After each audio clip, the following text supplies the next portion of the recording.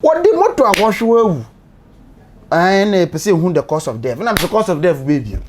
And also, no, as I boss, I said to be a man because Anna Hannah said, dear Yano, and no moment in Hamasu, and you may Yano. Cause of you to name yet Jumano to a comedy or mono. And penny for any share the causes of the youth to now, or moody atemno. More share the causes of it.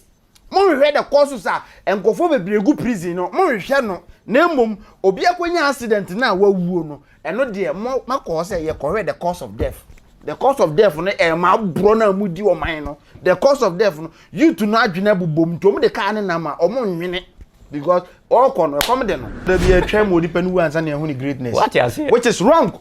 Ya twem mani panu wu he ya onkofo bu a o mo ne ma papa bi dwede o mu pan so o mo nya mo ada e do mbewu no na ya betra the biography ni abaye. His name is Sister Francis Chumesi. He learned everything. He was a very good man. Biography.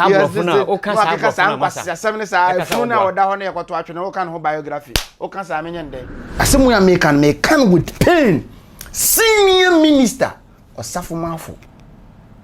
Kabe kansem me peace and mra. Because people think say you did that. You hear people when they talk, peace reign. You hear when they talk, peace reign. As some worker, when say and talk on over there. Ghana anybody for one wardrobe. It's so Ghana near Quad Original Craswa and China Quay fast with a wardrobe. That is nonsense. Mokobu no kuni. We know Captain Mahama, sir. Or Mobu Nuiana, His Excellency, a Bayana Major. Na me biza ze medjo no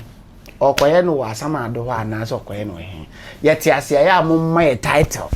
na mu nya funu titles na am de my mu feel the pain nyankopon the covid na di nyansa be share mpanifo no bi adwum se enka block barriers ni nya so bia nko obi kroma na nka mo yare a na ehwe se health sector na marketing wo my Ghana no ebetima hwe o man a mo yare na mo kwa abroche nya mam ne de e rechoko say and the youth ni nyina no go prison kwabrani akomode no akọ wi abode amiensa ya jeli ni 10 years obi tia Ghana sika wa fa twitwiri di eda na nchen yes ye hwem wa di quarter 20 years be almost 8 years ye hu ni fale ba sese mo school na ye say ya draw to blackboard so ni as name the pass say ye mpia omumpia ka no blackboard no so ni atwere ya draw abebe ni aka just name the parts of a grasshopper uwi a one pass so wabon na abebe sere me hu ni din na me de kwatena banga na se me de asem kwasesem kwa na esu no school mo for JGV the name still remain of Buffalo back up and me Apostle Steve ana wa ha nkomo ya be twetwe ne de emu adene ne mu e bi social security about the nation and e bi social religious and then no ebuse ho se e de na ekoso wo man we obi ate o man ma o dwane obi ase wo ntena man ni mu obi ate ma o dwane Uda ayini ka say wa to person kwa abrochire no bia pega nsa e dey na ekoso wo man Ghana dey na ekoso man Ghana Apostle before let's start the program no share adofo ne etiefo na ye where to start obi urade nyankopon hira wo yes on tre wa shim amen dey bia because the program we do be yi teku na asempoa amen odi aboa sa program we no na odi ahwe no yes urade nyankopon na basa ebe ka hye e won so amen ugidi aka say amen amen ebe ye adwuma na mechia obi bia wo hwe obi for GTV mechia miam hu kene obi dia ba yes mechia miam nua prakupe prophet Peter the Greek studio wo kwa ada so yes mechia miam papa bi no Archbishop Adade God Enlightenment Chapel mechia wo so na mechia pobi mechia obi bia pobi na fuka krakare de na fuso na okay and then some I bobo ba no so de ye ne ne pese ye tackle the first aspect on the security threat oh man Nigerian for about man na mine mo mobile do mo ebinom de aba ne se o mo de semina bi na aba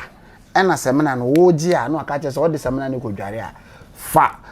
sapom no ne fa ko dware no the number ma de sibia no afre no bebre di akodware amon adwene hallucinate e dey na eko na a nation what is it going on medasi yankopon hira obi amen ese o man we na ba ya che yes na emu mpanimfo nso eduma ba besene ko yes etise twerɛsɛm no yes Peter Paul Daniel omu nyina omu beye bi ko yes na say adie bi koso na eduru wa pen so na say wantimi anye bibia mfa ho a na say we are disappointed to God what you asem na say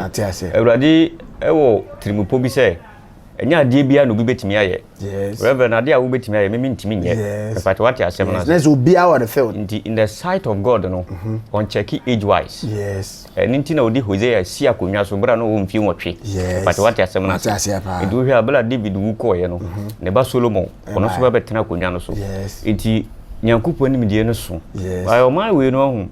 de bia me refre wo de wakọ go coastal na enti say if you say satam no na nyansa wo ho chen ne but what you asem na say satam na nyansa wo ho sen ne enne na yesi ani abie no ase yenyim die no mum ayira yes wow o say o man bia no Ewurade Nyankopon ma honhom ode to o man no so e bia me ka se sofu bia wo ko ba bia kuru bia obekoso bia twase unya abotre na ahonhom ne kura wo ne jiwtum first ansa na wate wasole ahonhom ne wo kuru mu no abayfo no mu kuru mu enyi untum ansa na wa kuru mu it is the secret in spiritually say unya spiritual man of God that you never know but what you say na dabi o apostle ma asem ya comment ya so abayfo no mu kuru mu ne nyi untum ne na kokon abe enya abayfo na make ahonhom wo say ye wo angels asase bia o mu dominate but what you say na say iti akwese se uko bi fia twese wo bro ho asema efiewura no anya sa efiewura no kura no o ma welcome good welcome there's a policy be wo fie obi but what you say na say go for baby say if you go to Roma do what the Romans do but then am say you enipa mu ho they don't have eye omo yo omo adi bia you go say ko ya kikiki na boom but what you say na say wo ko Rome no sisi uduru afa nsuo to form ansa na watia ho uduru ho na wo de wo mfa nsuo nso uduru ho na wuri team but what you say na nsuo ndo wo sene what you say na okay Matias iti eno na sisi e koso wo man we mu na say mpanifo no o man follow protocol good ashede ya Nyankopon share o man we say yenye no enye na ye we are doing different thing altogether o say de bia so check your programs ma bia no me tackle issue bi na me can prophetic words but yes appear bonting yes there was a time me prophesy about Kennedy Japan yes obedu mire bi no no abesa baba say obey president and prophesy about Mali yes also me to kwesi edina asema me beka no market on the wall yes man campaign because we dey animal jota man sam nyina me bi panie na etwere and na date say 27 right 27 right ma twere yango hwe Ghana on ya yemobo bobo de ya yemobo Yesu but what you asem na Ethiopia ya yemobo na ade bia me disclose kakra e wo me vision mu ni say say aban we twema enipa bebre e be withdraw on position aban we twema enipa be withdraw on position I tell you as in bibim kakra because me good on say teacher bia kira akwala dia omo hwe teacher no ansa no ma yo mo nema it is omo hu se teacher we twa ba akola bia suro teacher ni na o twa ba no wada onimade anase onimade yes what you asem na say but teacher bi o ye jovia opampale nkwala no ankwala ni nyina so pekiza so ba good obetimi edidi at any time teacher kra on few yes enti my way no nipa na wo busa my way no omo mu di na chi nyina steady in life hu say we so sluggish we through wow, the bro for so Rogers. What you say? Evangelist English. Yes, sir. We find you make kasa. To be gum. Eti do best no. Do best no. Also, if you say bro, and you program na say prophet Nyankaja or bubu Facebook. Eti me koso. To be gum. Eh, sanete. Eti me betre wo zura nka me pese me ka brofo. But you see brofo na wo kan. Na ye ma consider. Obi abu Facebook, open kura abu YouTube ni enso enko na. Yes. Intino Ghana yes security wise na wo kan na ma ponche de ba no pese etie for na tiase yes timi di wura politics ni ma ba be drum be bia wo security ni be fraba nipa be breba withdraw omo position yes abro mo opposition no are withdraw good because say that me ma good just because we pick shame na abra no wo seat no so wow but what you say from 1992 be pemene aban we na nkro fa pick shame ba say administration na aba oman ni mu nyina no from Kwame Nkrumah dawa excellence na kufa adu na mamu ogwenu ata message humiliation kakra bi say my economy ni ade me de me hu say at that time no na ne health nti assemble wa no otimi nkan because obi yare a kase bi wa o kan na no fonfom ba we de animguase ni animguase peful pa de amamuo no because yesika okay, mama nka ma waka. But I see. Me no be give ya me show. Oh, me bomb. What dey to bomb? Good. Anu nti no. Security ni si ya na be ye. Wow. Chi se Kristo be ye ni yi. Wow. E part what ya sam na say. If you say empanimfo no. Nimpa ya pick your nyina na ye to whom you know. To whom you know. E part what ya sam na say. Me ya me rally no. We ne kuta me issue. Yes. Me ya me rally no. We ne ma me 1 CD. Abuaje wa ma me say. Apia ma me say. Pop ma me say. Enti omo allegiance nko. Sanity. Enti aba ne sa na kwete say family gathering. It is what the family gathering so edu wuru o ma ya enye yi. Yes. Uje ngwase. What ya sam na say. Enti sa FDA for your mo my we mo na security ayi show mo nsa say dia no be di bia no mo ye dey mo check it. Yes. O mutimi hwe kra ma e mo rubber e be wuru o my we mo e ma wo nu adi. Ba bisa wo say wo Ghana ni wo betimi aye mo rubber ade akwa China. Ye ntimi nyenko. E pat what ya say. Let's ask o man ya me security no ma ya. Say emiri bi atwa mu mi hwe video bi a na mo de kakraka. Emwo bi na se bu kwa Ghana so na bo so mo nanam so no. China for de sa mo no eye mojeduro e de abra Africa. Me pat what ya say na say. E de ba Africa. Tinye yo. Ghana is clear.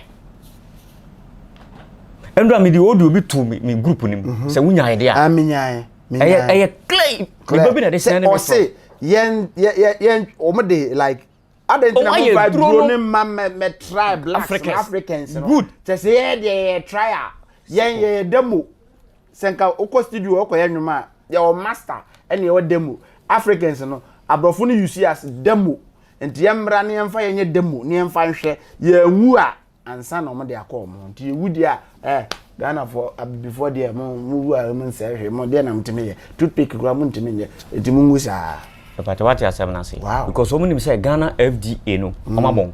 omafe omunim the meaning of FDA just for fun it didn't do yeah food and dashboard for ye na hwe mu oboa obi mutumi de cyanide e de babe fresh sugar mu na Africa food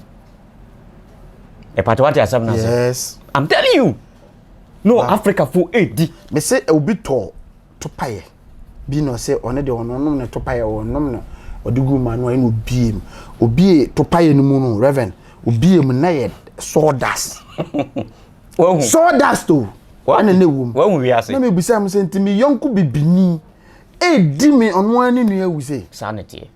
ntimi ka de be si be bi akacha de ni na kiro se wudi ufie ni a obi ba ufie a ofere yes chese wa wo ka kire se pampa bua wuram seriously me call madam for be asem nyese bia me compliment wa asem na aka me call madam for be fie na me wura no ho no sedia no si waye ho no ana odi woolen na yi ni bi no take one ni bi no odi aye ho ni ana wo singlet white ana oda woolen so na me sheshu na me bie gate no na me wura me bie gate mu woolen na ese for mo na ono anka nkyere me se me nkomachi nkowuro mhwe ba me hwe woolen na mo se dia ko esi aye woolen so neat me dimpa boy tia ho a na se woolen so and I'm say back na oh se Fabrams no me ntimi mfamba boy me gina de me ntimi oh bla na otine na woro but the same place me say ko ba bi fufuro eno so me koduru ho no de no waye ho no oh me se slippers me the slipper ni wura ho because obi nka nkyere o se fa slipper ne ko because one way ya be ko beba no sebi na onam nyina ya atete waye ho nyina tantanta enti automatically eno that's na come no ya governance yes of this nation and the prophecy na asem sa no e kire wo say we are no the work of God is given by God not by mankind yes e part what asem na say it always be no say wo a manyankopon no nya wo leader yes no tutu anamonsi that's all you are okay just pen for ma divert o ma yera saa no no mo de abu o man we no enti o man no ma se no o ma bibi abasa it is a China ne dia de ba on check it so hye mpaboa so te say se na ho fi no de wuram eni tro mo se omo fa duro metra bro before a omo fa mra bisa won say wow FDA for no kra no omo timi ma nkrofo ton fake medicine e mani paton sebi omu yes chire no ma ka say ye kwakọ ye hwehwem but what asem na say oman ya nipa wu ansa ne apapai no wow government no dey tell me ka say me papa nya accident na onya accident no free mo no na a police for no mbae no na mo de ye de ne ko hospital ye hwe papa prai we priaman na kora bi ate na ade na mania brina mania sokoto moja no omo se omo baji sika bi na ye de akopapa akoy postmotive for said ni ahwa abekure kun na me gina wonam ade na mo ko hwe se bi kokun biu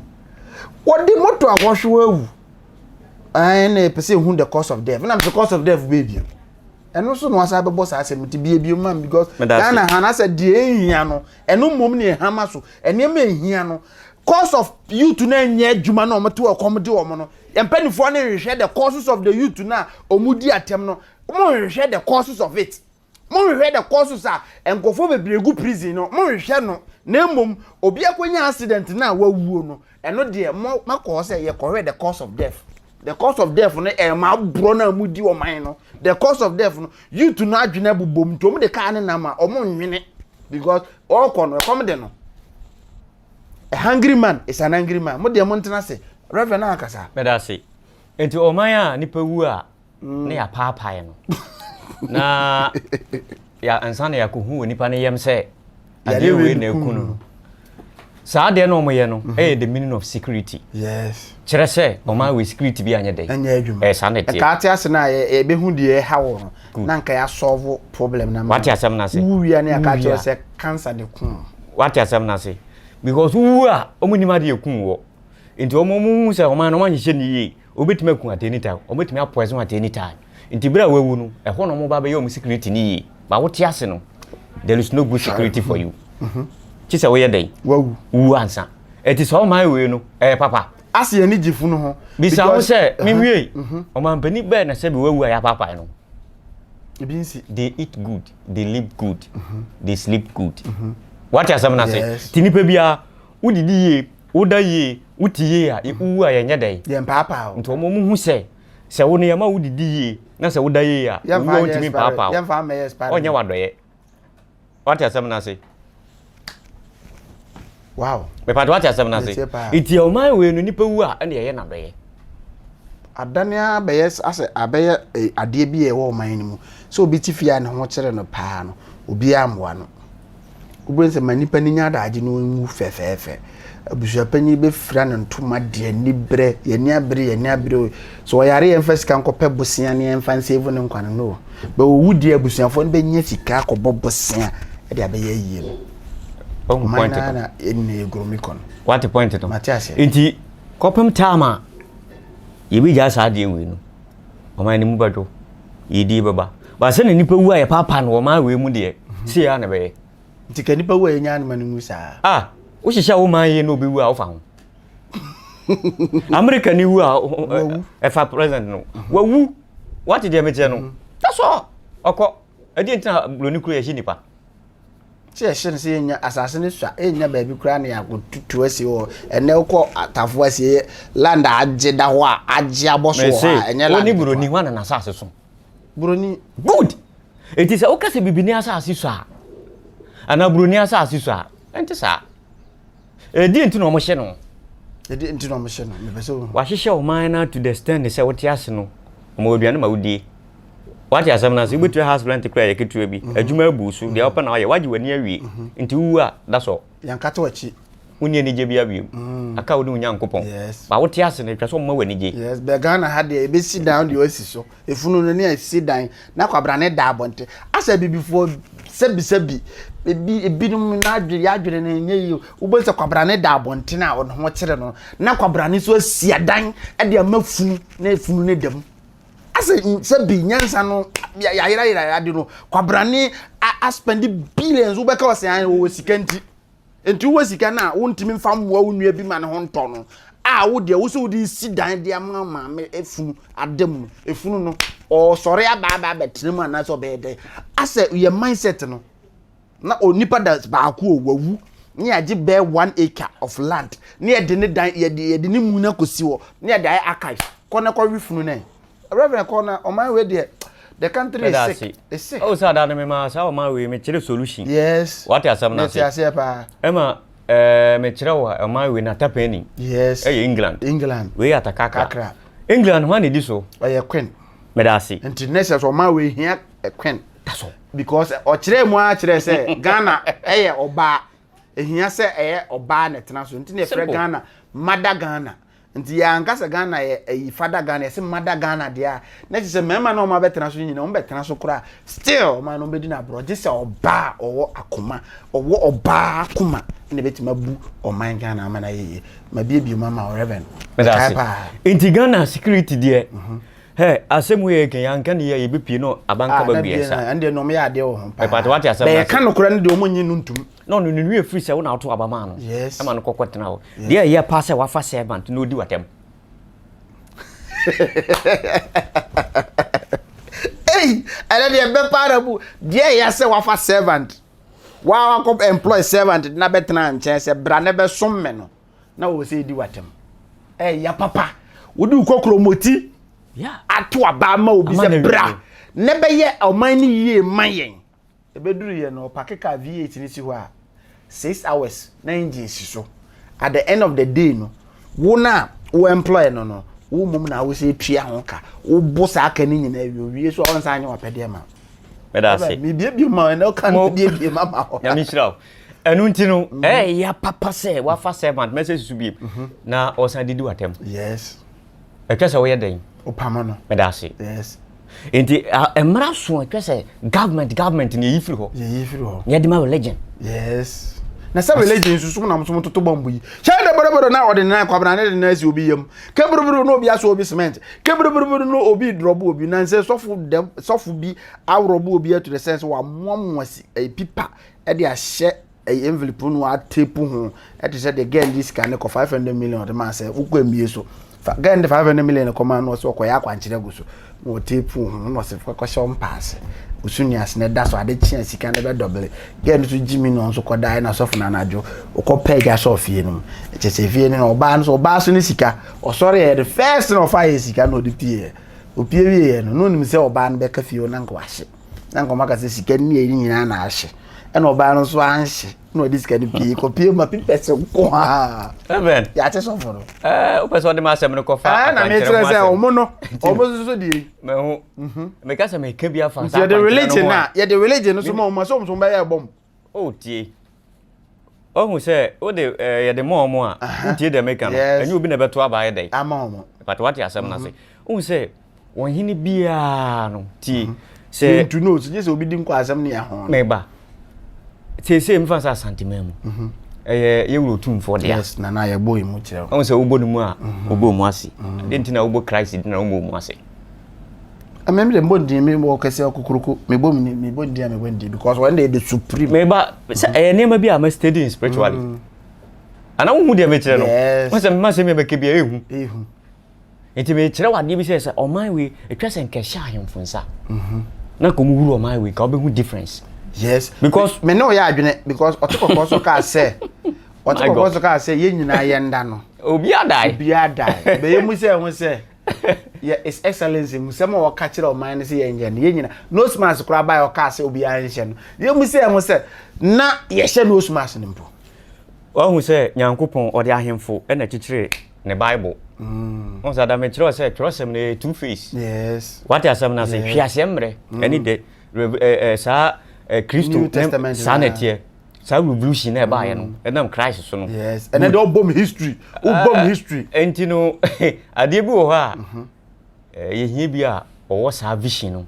na wababam na obi ohwe no so anya bi enu enti no bible na nkasa da ho no wo hwa kinship ene nyankopon e de kekere twrosem yes what asem na say enti obo Solomon di a ye de ohene na ye dey medasi oka David a ohene na ye dey enti God does not create any president say me bible mu no me bo nipa we say onye president obobo ahemfo medasi na say ahemfo ni hia anya presidency mo okay I hear that is the reason why abrofo no o mu ye English no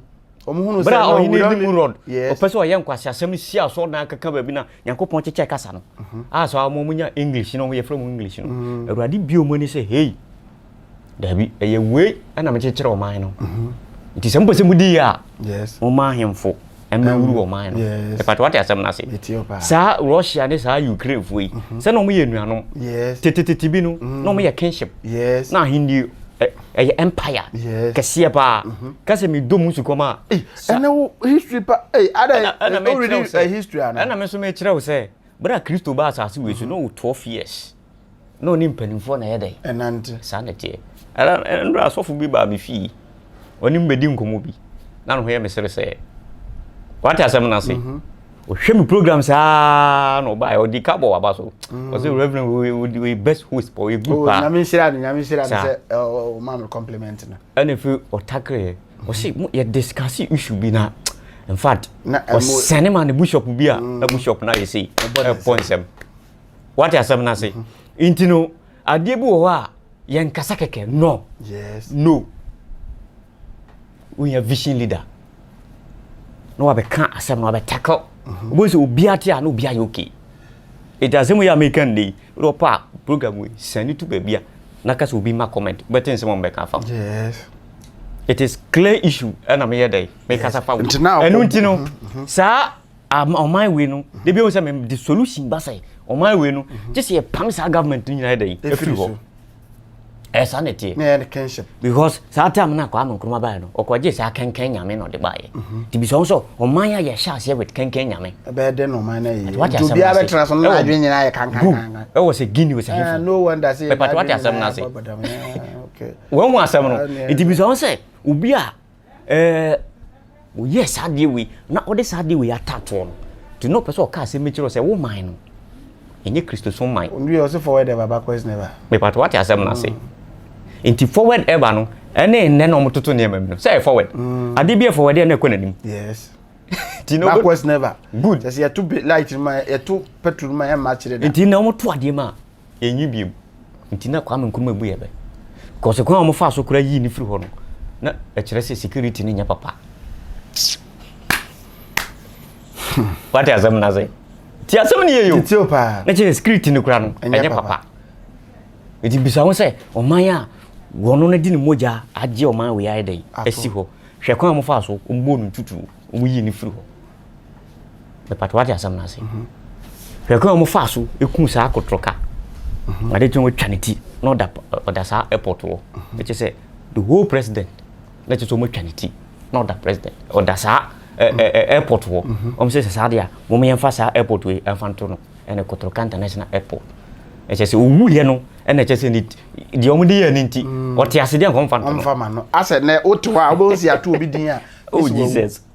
obo hu se ya ye obi ya ma legacy bia ma nipa bia wawu no ne ye de legacy na ma no say Major Mahama mo kobu no kun ni owie no ye Captain Mahama sa o mo bu no wie na His Excellency ebe ye no Major na me biza se Major no okoye no wasama ado ho ana so okoye no he yeti ase ya mo my title na mo nya funu titles na mo de man no o man we ase ni gifunu bi sei e be man kura bi ni ya pelifoni nyina me ya na me bompa ya san ko mudi aburo sei da na nka funu ne tetesi o e funu gba kwan we so ade be bia kwan mu nkonkoduru me funu bi nsete wo pelifoni bi di o be gu kwan no so akwa akoduru oh say sa constitution no da hono trimopa the late president JJ or the trust sa constitution say one throne for temporal or throne say ebia obi ba obi meden amaye bibi mfa ho mo me pat what asem na say sana oye trimopa o dey say ye obi ye fe amendment sanity nten ka say ye nanka the amendment ba trimopa papa meden na pro no me ye amendment da bi o man ne ye masa be dey ase constitution nka ho me say ti asem bi security ni po de dada ni nya na say dada because uko police station ayi watali ansa na de wa yedai akoshim because say di ntina ga no me yesa but America isisi we bi kama oda ho class de oda ofi eso free prison uko free prison ni awro what the point no say koneko mo ye kire say koneko because corona ye tim ni ya ni gifunu Me part what you say. You to know, and say na any apostle release a program. Apostle release so ka on the same say, and the you to ni nyina no go prison. Kwabrani accommodate no akọ wi abode emiensa. Ya jeli ni 10 years. Obi ti Ghana sika wa for twitwiri di e da ne nchen yes ye hwem. Wa di quarter 20 years be almost 8 years. Ye hu ni fale bai. Ayi akoya men's go do said ni de bai ya ante ho asem bio nkofo mu ye. Eso so obi kofa emo one bag. O shem 10 years. Ase echi akese echi nketewa no. Na eja akese no. Wa oye ketwa wo men mo wa na esbie na ehwe na enkwase empanifo no mbuom ne bi no na omodi nkwase asem so ye nkama se rebe kan ma nto bom o say James kan se mi o na ye me de kan Bible na me koduru ha na mani age yes James chapter 5 verse number 16 but se mon ka mon fom so nkyere mo ho yes na mon yi mutiri so apaye yes we say o trene ni mpaibo e mudu edu nyankopon anim yes it means sa quotation we no with the 3 weeks ana me de kan ye de bia na me hama na mpese me nyamo spiritual understanding yes e che se ewrade nyankopon de niema me ense bi na gina ho e wo sa quotation ni trene ni what you asem na say ana bonika yes ana apaye yes eye ne ma miesa training ni bonika na apaye good so me hu me bone na me ka kire wa wo ba be training ni in the sight of God hu me e bia me mako wiafon mo na me ka kire wa good mo wa be training ni wo na maka kire na na me na ma be training no ti asem ni yeyo na mpese o chirichi mi na me che ya fa ne se me na mako wiafon wa pe ma kan obone me na wa kan kire no me ma be gina ase training ni se me srema wa obade de be chew wow okay oh Jesus na Christ me de menya confidence in you be Bible no eno ntina aso na so se me be Bible last time me na go be test me Bible obi ade me say me message Bible nkoa no twere sa minim se o huru mi o so am ni ade was minim Bible oh ente sa ente se me ba bia me pese me bie Bible me da se na sa Bible nda asem o se ente me jo se nyame enu ma asem no e spirit yes spirit nti hon be se obi me da se o hu se o kan se mi se yen kan yen fom so yen den enkyere ho yen yi tu so apaye what asem na se good se wo kan fom so de kyere mo ho a wasan so kan ni patre ni empai mo yes eduru nyankopon anim ntem yes enti mi na wo kam o fom so akyere mo no nyankopon anim ma baba ye tre ni se me srema wa o de chew enti na se me bo adwama kora wo nchen na se o be ka kyere me ma ba ye tre ni me srema wa beko because my pema ka me bone nti sha na me dwama fo me srema kora beko is straightforward according to the quotation okay o de atam se ka bi na kan any penifo ne de ese srema o mu what did they tell no enu ti no this is srema o mu enu ti na ye say Bible ye nkan ye den ewie eti Bible ne ka se mi say that shall not judge yes because ono ne se kan twa ni mfanu me pa de what you say o be kwa na wakotu asem bi say wo Bible wo dwen ho a won ti ase say na di ntin Nyankopon kasa o de me kire no because say ye kan ye fom so ne kire ye ho wie a enipa na obeka ho na obeka fom so a kire no yes ho na obeka fom so a kire no say ne enyanka bi ye fom so ne ntimi ne nwenti da bi ya be ye kan fom so a kire wo nua nti no say ye ho se ne be ya tini ni be dan e be sere yes o ti de me kire o be sere ama good yes okay what you asem na say ni yi so apaye enti no o man na say agudi sem na ye man ne outsiders ni nyina be je o man ni mabo no say honorable Kyei Japan about to be cast on the stand for presidency na presidency na be stand no o person be president of Ghana in the name say ono be ma o man Ghana ye mfa grammar na be bu man no grammar na say ye me ye professor yire ne de be bu man no ye de nimdia obi okuta business minded okuta brains a obetimi de akekere ma de onam fom kura benya aduane adi because a cinema sase na e da ho yantam si eni de de ye ene ye nyina be chop e won gran ti me pa atwenkire me je adwenkire bi free Apostle Louis Adboaje of Apostle Dr. Louis Adboaje of Worldwide Evangelical Seminar me see nyansa ni ba ko foti me pe the angles to from our side say honorable Kyei Japan say enkran ye chop because the whole Ghana ni nyina ye nyina kogu ho na no ye mfa grammar mu man ne bio Betina man, you know, whether enthused with this, you must say, Mudu sanity enthused, and I say, no, Robo, or Madisania, my neighbor, Robo, but I say, Obi Yakupo, amen, when you are doing, amen, Omawunya 90 plus, amen, me, 90 dia ngode wo mu Canada Japan da be medical hospital Canada Japan nti bia nka yen check na asset ansa na nka na si akonya so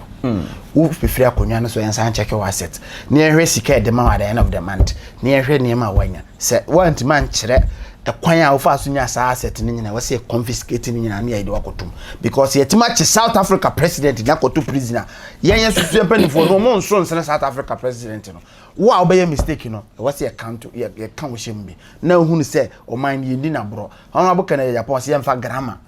ene nti so adwenche da but I say oh say na me born say ma papa we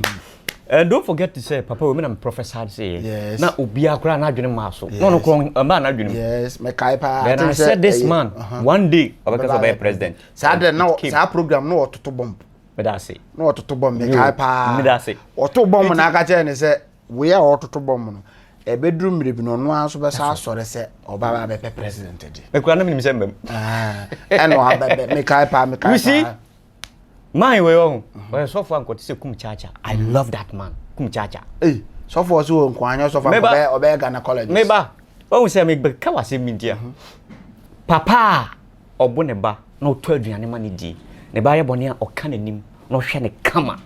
ene papa tieni ommo ne ba ye bone a onka ohwe ne di na oto aduane ma ne di which one is the best the obo ne ba no aka na ba no ho atenetere no na the best the Japan is the kind of that man kum chacha is the kind of that soulful it doesn't mean say bia obetra okekaka no de bia meka se nyankopon hwe adwenim na ojeje nipa yes eni to ma Lawrence enyini cheye no yes because na bebre hu se Lawrence nyani papa be owuye ye ne hu se now as a before da bia twem odi panu ansa na hu ni greatness what you say which is wrong ya twem mani panu wu he ya wonkofo bu a omo ne ma papa bi duede omo panzo omo nya moada e do mbewu no na ya betra ne biography ni abaye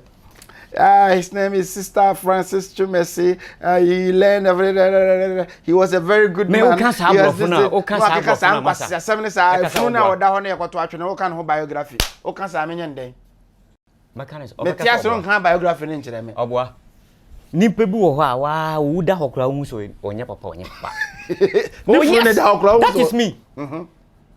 Tieni yo. But dem ni kwa ni e president. Me say me call me classmate bi yi e wo school no ya kora onya 35 years by gram say boy no me na gina ho me Duah me ma dwene me die na me so be wuntem tie ne yo because e wo school na ni briska e wo school na ni briska what ya sam na say enti me ye Duah ka say oh senior man Steve so for wo mate we no you see sika 17 na man ye dey we no then I told them say minim cause na ni briska enti odina wana me ko hwede ni man kan say minim say obeko that's all me carry am free go it will be we are aya na ye foafo no so no ye nyai memra sa kere de Japan no de papa we kan wo maka ni mribi say Ghana it is the time I just ye culture no ye kire Ghana ni bedi fufuo ye won wodurom eso Ghana ni akoda ogina kraso ye nkire ne kwan ye fa so ye woduro that is nonsense yes Ghana ni bedi fufuo ya de woman na eden ewo eso Ghana ni akoda ogina kraso ye nkire ne kwan ye fa so ye woma twa woma mini wutu we nim kwan ye fa so twa woma no you don't know chata ye we nim woma no twa nim twa wo betwa ha be metwa na ayeta no maka je ma me opeta because I am saying je fire at the time because utwa bia aha be fire utwa me but what you say so ye wo omo yes cause labor anya me do wo mba say omo yes specialist yes omo say Ghana ye pen natural ye wonkofo bi wo mo nam twata ye fo no nam ho no special so si twa de twata ye wo papa within 5 minutes wa tie wo man simple so go fast maba ye just anya man nyina ye nuabia no wadase mu kurpot so sa niema we nyina ye gya ni nyina to enka kraso ani akwara obe kire ne sa niema no obe kire ne tai kwan fa so ye tai me pa what asem na se o kire ne se ka wa kura de hye yensa ye wa de ye hye kura se ne ye no o de me kire no na o kire ne sa ne ma ni nyina esua nkwasese mu school na ye say ya to blackboard board so ni as name the pass say ye mpia o mu mpia ka no blackboard no so ni atwere ya dro abebe ni aka je say name the parts of a grasshopper o wi a one pass yes wa bon na abebe sere me hu ni din na me de kwatena banga na sa me de asem kwasese mko na esua no school mu na kura no obu ha o talent and competing da yes how na abebe sere nti ya da faili no Jesus Christ na me ba me nto sa abebe book ni bi ma no o de brem say sa abebe we bi na mba ni kosua me nto ma no abebe no de ere enu ti no papa we e fa ni ka de Japan Erari nyankopon among the spirit of women ti asem ni yeyo among the spirit of women good na say okuta makoma good obetran so wetime wuro man we successful do e be ma de sa land we here oba because me no ya adwene enipa otimi sorry pay 3 million oh Jesus Christ 3 million US dollars nyes ka keto hwe ye mpanimfo yi mokoye budget hwe sika enkofo de mamu free covid buy o mine ho akere na nka mo betima bobo sika na no de ato ho no maye mafunu kutukutu ma diska ni nyina but enipa individually etimi sorry say me sika de me nse sika no me de bema mo de akoye ba bi e ya akoma na se emergency ba na se wa wo hwe me no wakoma ka wo de akoho na treat you because full plane unkoduru America no na bi ya wawu unkoduru India no na bi ya wawu but ye bi wo manimu a ye nyina ho betoye enso mo de mo je anam da se mbotom me bompa ye se awurade onyem sa adom we na nka onwie hospital na nka akoma yare na bi nka mo na nka edimu unkoduru wo onkumo omamu feel the pain no omamu feel the pain nyankopon de covid na di nyansa be hye mpanifo no bi adwum se enka ye block barriers nya so bia nka obi kroma na nka mo yare a na ehwe se health sector na marketing wo my Ghana no ebetima hwe o man a mo yare na mo kwa abroche nya mam na de ewe chok nya ewe chok me se me bu paracetamol bi mu na me mo me so de paracetamol bi fi abroche ba me hwe ni me no difference para no wa hazisia me hu se we ye chok o de twere odin twumesi na de we twere ntwere be o de we twere na atwere ya de chok ni anoma guyeyem oko drugstore it be bisa say o pe papa na say o pe bone na se nuro na ebe numa guyeyem no ye wo papa ene ye wo bone drug a wonum e de asa ya de ye wo mu papa ene ye wo bone o man ya yeti mu no reverend mere aho yenko me da say odi awa to bom sa papa we kede de Japan obetimi ebu Ghana yes more than Akufo-Addo yes more than Mahama yes I'm telling you see a man akwanja yes obetimi because be interview no say na me sere ne say onya onfa Captain Smart enye no vice president Captain Smart me engineer ni sao tie me engineer ni okay me personal experience me engineer wo dem dey am say me engineer no Captain Smart is a straightforward person o kan say me na ade tia na be dan na no that person no or started face the country advocating no moye no I trusted captain me de nyina the spirit dinner say but as a captain can say man no as a threatening statement o be kan say me we no as a be gina and me anam kan afi de me boawu na de na say o easy to influence yo o say me hwe ni kameka say ni ke fa katachi afrifa minim sa kameka say Captain Smart je nke fa katachi afrifa because still katachi afrifa ejina na grounds say we should face the country. Minim sa. Yes. O say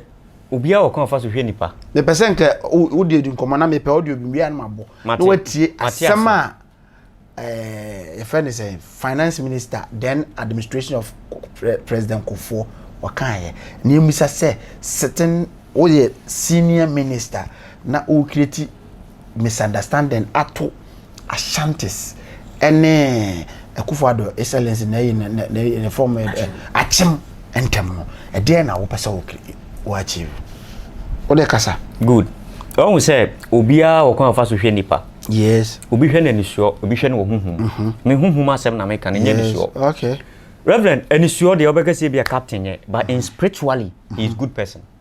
hwe obi wo ho obetimi akate na nimi atry so person wa ye papa tini yo obetimi adane angel yes but it asem ni but behind the scene no obeyi ni suba papa ye den edi me da say hwe security o matata sa Captain Smart we Ghana ha oyi ni pa bia nko judge wa ye dada yes me pa ti asem ni you dey ti me so me kasa na say ase me to dey na say o kasa dey because of the obenya me to dey na say woni pa bi wo fight for the nation and woni pa bi wo fight for their own benefit dey me hu no me gini di pa o but now no ade a me hu no ase ankoyi amana na waba na watiatem ekoyi mana na wayedin dey wo kan na betimi abamisa yes yen kura ya asofu kura ewom yes dey obi expect through ho no wanya ohu ana ohu ye nahi yes because asofu for no moye but we dey make no 2 million for empire na different from 20 Ghana and 100 events 10 Ghana wa kwa so dem na okuta 2 million ye bo empire be yi makuma mushia be mouse awurade sira no man wan sira na me nko 1 million for no la say ya in the name of Jesus so bon come nanka mimi hu se 1 million 100 Ghana 10 Ghana for ne 1 cedi for no mo kura na ke hia paibo kese because you say the work it one our demand onya kese odbema na de wanya kese no wishira no onya ne bebiri de onu kuta keto an wan shira no mamen ka se o yen se kire ba de wanya asemwe mamen hama baby kituwe bi wo say se me ka se revenue mamen shira wo one nante wo wakwan so a o shira wo yes I can't bless you yes ti asem ni me automatic to God what asem na se mi twa me hu say e wo nyankopon adwuma mu enu ntino ansa na me meka se nyame hira wa ebe ya adwuma no che se wo tene yes usika nde maje timisi te ukodi sofu bia no woji akase waje ukodi oh ada na man kan wa ha na aje se ukodi se sofu bia no ompo so be Kristo echi no adi hia nti woji a ukodi it is true nti woji a ukodi oh me pe fufu am kwa kodi fufu that is my policy won't dey me kire no wo betimi de car kwa heaven edi sika ko manyanko no nti moji a mudi oh yedi oh it's true manyere mo Papa Apostle Louis ba bisan o ba for dem na o kwa kodidi o de buy credit na ya de me kan kure it is true yes na me boa me nka se me de ko manyankopon no but what dey ache me ewie no anamo a wo betu tie ne yewu e wo Kristo mu no na wa hwe hu se no papa ya wo di sika na man no o ye tire ni tie ne yewu enti menam so na me de shira ye den abelaw nenti sa no asem wo kan mama adwene ne se me de manipa no nya tire ni me nya nshira na na it will not come adenti me da say because wa ka asem bi se se me kama asem kire nipa no nipa na be righteous person enti now no se me o problem na me ka kire nipa na automatically nyame beti onipa no bompa e bone wo no bone nyame beti na ono ma bebo afode ama wa adenti na nyame ntie no eno ne Africa conception tie wo say nyankopon wanam otuo e no hesu hirawo enye se memeka se bia reverend nyame hirawo na chese we hirawo force tie asem ne yeyo se oye bone no na se wunu ho at the moment a wo be pema kan obon na chese wanya no ho yes ana wonte dia meche no it is a me amete he me ka se o tumfo nyankopon wanya no ho fache na enti fache na o de ayede o de beche o de achew yes me pato wonte dia meche no because me bompa ya me nka se ewurade me ye ni sofo enti papa we me pese mo mie kotie okay controversy na me kana okay o de mo mie ntie mo amohwem ya pese obi atie o captain there no katatie FIFA okay asema obo no the show se finance minister senior minister finance ni di o safomafo obeka controversy a wo be create ato asante ene achim mo de mo obi anti audio ni bi munta masudi na munti na wo adwene a ewo akufo ado ne nkrofo mo wa around him no etirim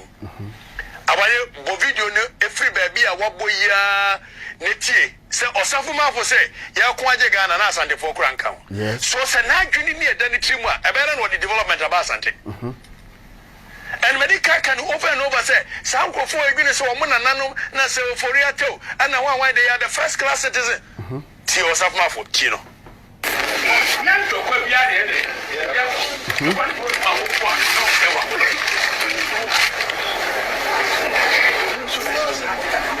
few man them see them from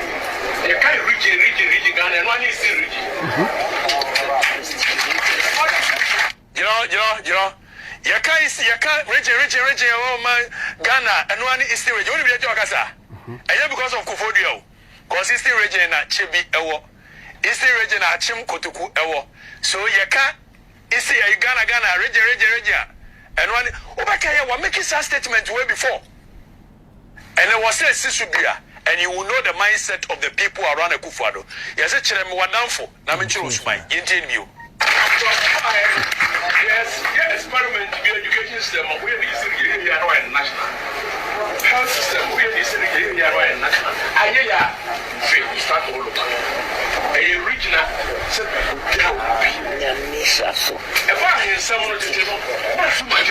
and not for Yata, and not to pay, this was the chiefs are fighting for independence. I'm not on the foreground count.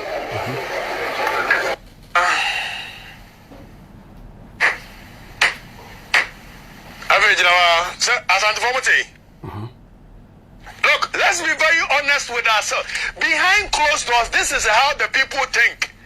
Behind closed doors, Akufo-Addo Adwinni, Ebana is some of the people who fought for the freedoms of this country. Eyanano for Yata, Samra na Sante Fokran, Awaji Kwachika Krebina Sabra ho. Asam no, one asam na omoye. Enti now no, aya me hu say aburo die bi no mo di asanteman. Because now development you can't even the people move vote to MPP to power. Ashantis no, more. But now development in here and a senior minister. Asemu American with pain. Senior minister or Safumafu. Kabe kansem me peace emra. Because enkokorafobu wa ye hia ombo amambu ni ma. People think say ye didi atamnyate ni do. Ye hia people when they talk peace reign. Ye hia enkofobu wa when they talk peace reign. Asem wo kan wonim say entokwa no wo pade aba. Opeso o kire say omo de na omo chebine sa kind of region eastern region here you know omo na fight agent development bia ba no mo start ya ho no mo dey start free anye ya enko ba bia bio hwe the mindset e wo mutrim nti we be do mutim de buman ni to no wonder say ye bre reverend chira wadwen na hwe ya asem wo hwe ya omema to bomb me da se prosem e kan asem bi e wo Jeremiah 9:1 osi se me ni eye ni nsuo kirema ene meti yekuruwa ka mesua ma me man e mama wo anapa anado yes o se na Jeremiah ye prophet bi afat na odwene nipa ho pa o eni trema ode awero ho ye den e kan sa asem ko so no hwese ne a enipa bre wasase wo so o de me kire na ha no obode wuru na nipa mpeso mbefa yes no yes ano se o awrante on de metre no senka ni ti kura te se wiase na nsuo gine ma enko be dey obesu ama ne man ne mama wo anapa anado enti no ade bi wo ba ni pe bu ese yisuma no ne ho ye mobo yes papa no ka asem no ho mobo me de no ho nya me mobo me de ja me se no ho nya seriously asem no ka na nation threat threat me ka ne Japan no ka ne Japan make utterances bi and this administration yete no mo say treason and no mo de ko shame but now no asem wo kan a threat between the two religions the two you know Ashantis and Achim anything I now person I did kura ne ban trim kura what utter that word tobo oh we say they be America say nimpa bia wo devil within yes devil in you yes but what you say who push ni pana na pie me da say na mo bona me kan na fa na me ba kire mu oye mobo se ode sa ntokwa na beto sa tribe mienu ne ntem afa what ma say yes because obi bia be na mo so a wontwi ebusua ne ade yakopon ne nige ebusua ho pa on de meje no enka on kan kire on fa ntia ne matie for so on fa koma on de meje nti no on fa ma pause on fa koma tie for ebusua nti yakopon eni wo ebusua ho yes eni ti no share se so fu bia no twa se wo kan ebusua ye den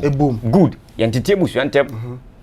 enu nti no papa we ade wa ye no tebusu afọ dem say asofo no Ghana asofo no bebere mu amate tebusu ani oh it's not me o ma me ye be for papa ye say we we no awura na we be na we be say me nu sofo adanse mu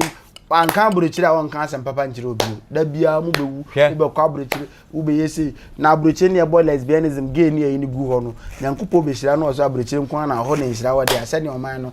ni bibia ye enkomhye no doso do is high time mo word of knowledge no nyansa sem ne nchire nsore ma no no mu nsachira na nsenya kwabrane a sha kwanchire ade akwanchire bia ma ne aye ne bawo wode ano nche wo yabu nchinim afi ne ba ni asese ahwie gu nchine minim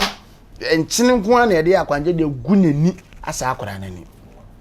yanko sofuma de no so na akwanchire sembe ma na me hyper akosora acha me kafra papa no ne ho mobo efise ne ho me de ne ho nyam mobo untimi ne ho nyam mobo akokora udi abrosa ne ho nyam mobo ne ho nyam oka mobo na mente ase ne ho nyam mobo ja mobo no ne ka asem onya ade so asem na mpese ode tako no enyusu da mobo no because ne ho ye mobo a unka asem e be kan amansan mienu ado ede odo da ye ntam so say ade na o create no so no obenya ni tedidi mana ana wonte point na asante you to no abekanta ana so me kire so obenya ni adidi mana da bi ye fa no ho nche no enti nipa bia no se ye twe obo so a wo ye mobo yes ana wonte point na se na no na akoyi ne ka enmo enta me se no ho ye mobo no me de no ho nyam mobo me nyem mobo no ntum da me de because ade we wa ye no ebi o mo fa nche no ti asem ni ye yo because two tribe no ebi o mo fa nche ana Ghana history no nye nipa bia nanim Bible say nyomo mo nyini pinyina nanim ade that's all it ni obi wo ha wa nyini 80 years na me busa say ya asanto no o te what the eastern region o nyina o mama meko o say ene no mama for Ghana history enti o say me twa bi si so say se kokorafo ne yi o mu firi nkonwa no so ne mfa mrantie yitu no fo mo mebu aman no kokorafo no madwena brebre reverend Ghana asem de wanwe ya obeka na efe okura utiri kura kopayo papa ndie meka kire ne se o mepa chewo yes ti asem ni yo asem na na waka me adibu wonta me chewo se me lande ma asema wanwe wonti ase da ende me chese no afede me te waseba nti afede maja won o mepa chewo se bia me pe me pagana fo achewo manka ni yi because Ghana no ebeda ho nya na asem o what asem na se enya na asem no wabeka ze bia na asantefo nka ho no wo mu se Ghana ye free countries bebre ne ebeka boom entrama ya adwenya ba ko no sanete obi free ha free African countries ni bebre ene ebeka boom together ene form a nation as a gokos what asem na say it will move so bia na adwene it is a bia sa history no person kan dia wait make a history what asem na say but ultimate nka se ye fa hodie no na asante nka ho debi na woni age asante fo e de ba Ghana anamu de ba gokos unim age amfante for the buy central region unim age intini ni mabu ha ye nka ho asem yes ye nka ho asem tie ne de wankasa yi omla no medai omepa chew simple kra amesana ai omepa chew asem o kan ne de nyame anim ne kure ne meka se me bojo so anam wa anya de me papa ya asantini etisa wo ka kra na se papa sama tia obedwa ofra asante man ponten sanete tubata eno mo dine eba sa awasa membo my father was asante kendo o my Ghana ntebe yi ni o say o my Ghana be e chese nya de nyankopon akasa o medi o my we so successful ansa na yi eno mbe yi sa kankan nyame ne tugu ansa dise be yi tugu oba nso ne ba be yi atugu nti bede na o my Ghana yi ye pe structures bia Apostle Louis de Baisenka business no ye yi o free prison ye wo bi nkofo bi wo mu case ne ye minor a wo se yi o mu free me pese ho na de program ne en be me pese wo kire Apostle Louis ye ni ono take on the prison wo se youth 80% of the youth ni go prison and oman bi a youth no bebre ni wo prison oman ni develop because em fan kokora fo nchikire man ye de mrante o mu ho odene enne kwabra ne akofa bode miensa odem 10 years omla no no ne number 50 years oni ho odene wow enti ena wo kodem 10 years ba wo be fa na adwuma dabi aso dem krowura mane ma aso nyankopon se ba bi apro ne nya de ase ne nya na momfa mra me fi aso so fu nkorofo na odwane no kre because wonim de woni tisim sa obi asuro ya asuro ya enti now no obey up sa no yutu ni nyina be Roberts krono am Roberts no ne nam enti de ne be di beguso ano no tackle from prison to also angle ben ado be tackle because ene ye prophet inyanka ja so be hia meji ono so age nchire from that angle ye po bia ni trim adwene enti ne wo so point a wo so de be ya o man Ghana so be gina no ye pe ba bia wo so de be fa ne hwade me da see yes o my we be ye pa o ade se yedi kan ye pa ne se one just you tua kola bi aka you tua kola bi aka simple oyire nyem tinie nke be nyem se meba oyire nyem meba o se sa se mo ye kan na obia obikase ntimi betimi ayeye but what asem na say o sa kwese ne enyem no just the restriction to ho se bia wo nyem 3-4 ko na ye enyem bi kan kwa ya kwabela no benyem be 30 o de ne be ntop money ma me kire wade o se de bia ye ka se abibifo ya dwen different but ye betimi aye de abrofo ne ye no amoroso yes me pa je tieni o say o go diamond magnets beautiful it be so say di ntina kwesi bro ni tua ne baka ana wonti de me kire no yes resources anyame de ama ye nyina enye obi ade a yencheni no enye tse mo nko abotena so ni simple na exact as obi account um or be 150 billion than account um ye bizan say asika no de ye den abra obetim de create employment ama enkofo bi wo oman mu musu benya adwuma ni bi aye ama nka wo da no anto pum kura ho beto ene wo koda wo di CCTV camera electric fence wo de etuo security te kwana no enti wa wo da wo nai bibi ji twere upon that security ni bibi ji twere a wasa asori enti wo to sika no kwa di ma ho to obi wo sika ntimi ntoka abins ne kondo pass wo ntimi nsi mfiri kem do hoto mo be ya mo me hu Obama be president me hu so watie si form na onam street na ohie obia na oye ni say no abrofo ne di video di na chi ye mu se Ghana president be ne beti ma yesade no obi antimi because kwabrane no de wa ye si ni nti obi so afa no tan reverend kasa na nka bi okura me da say o se e komba o ema nipa is stranded yes omo ye de omo pe yes nti de edi ade ne ba ye no you tackle that point ti asem ni ye you yes prison nipa nje swale ya so mko wura ho they did something and sana de na ko nti hwese ade na nipa ne ye man de ko prison you tackle it yes then also a problem na we ti asem ni you that is the wise saying say one tackle ade na this how prison ni bana the bia because prison no one can fight against prison because John the Baptist was in imprisonment yes in the Bible version the wisdom of God no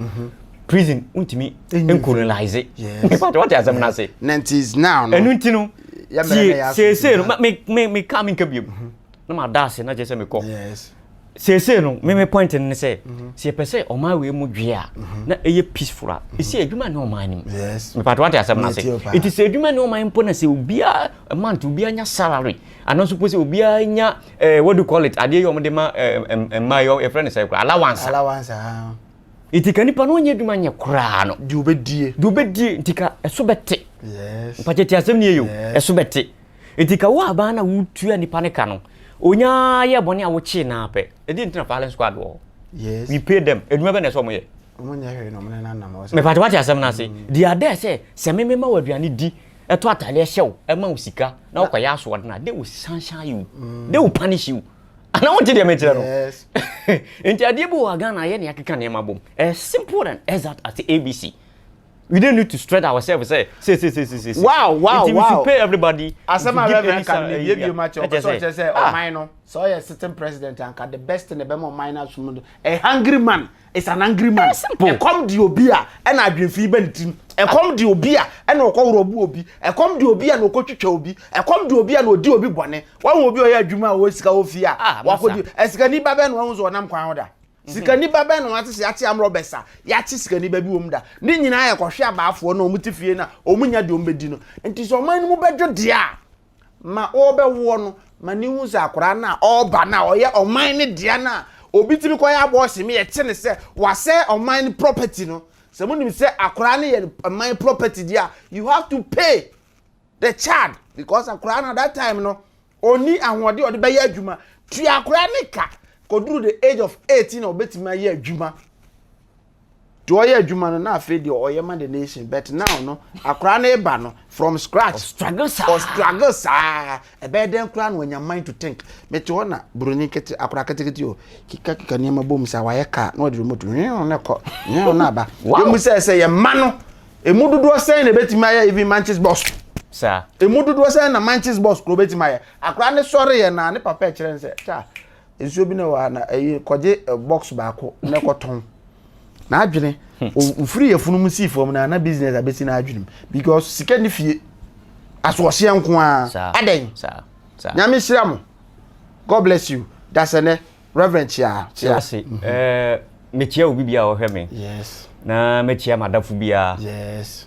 Wa we ni gise nyame afre me no. Awurade nyankopon hyira wo. Wa we ni gise nyame ahyira no awurade hyira wo. Aha. Na akasa. Mawie metia. Ana on chia ne simple kra. Wa we ni gise nyame afre no nyame hyira wo. Wa we ni gise nyame ahyira no nyame ntua aka. Sanete. Me so ma bomba ni bia ma. Nyame me so wa we ni gi wo se. Nyame afre. Me ntra na me mo adwuma ni ye nyame hyira wo. Wa ye o ya se me de nka beba na aka so nyame ntua aka. Because we are saying wa adwene papa na nyame ko de papa eto wa kwa mu. We are negative minded a onam kura no ni madre negative. God bless you and bless everybody and bless our homeland Ghana and make it great and strong. Yempeni for munni abro because o mine no enyam nkwam dia. Bye bye.